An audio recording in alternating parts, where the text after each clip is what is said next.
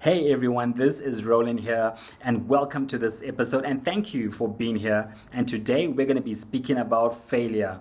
And this is an important topic because there's a there's a statement or there's a train of thought out there that says, I am a failure because I have failed.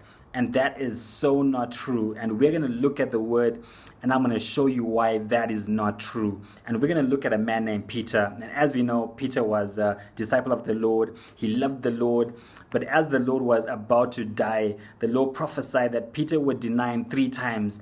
And in his zeal, Peter denied and said, no, I'm not. And I'm going to follow you to death. But as we know, Peter did deny the Lord 3 times and he failed and he messed up.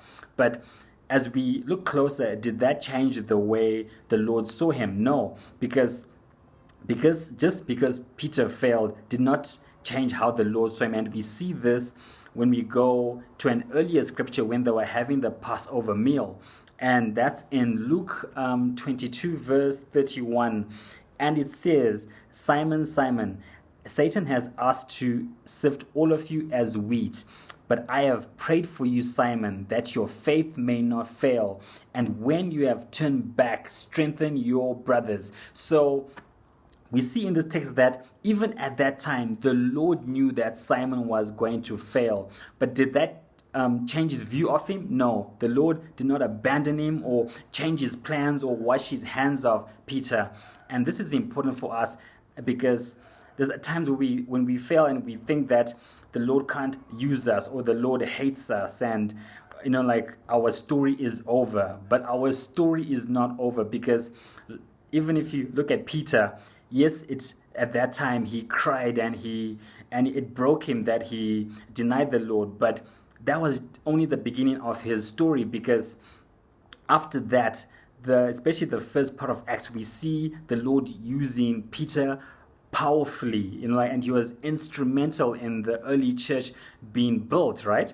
But can you imagine if Peter let his failures determine who he was and what he was going to do? Then he wouldn't have done all that and he wouldn't have been used. But the Lord did not change his view because Peter had failed.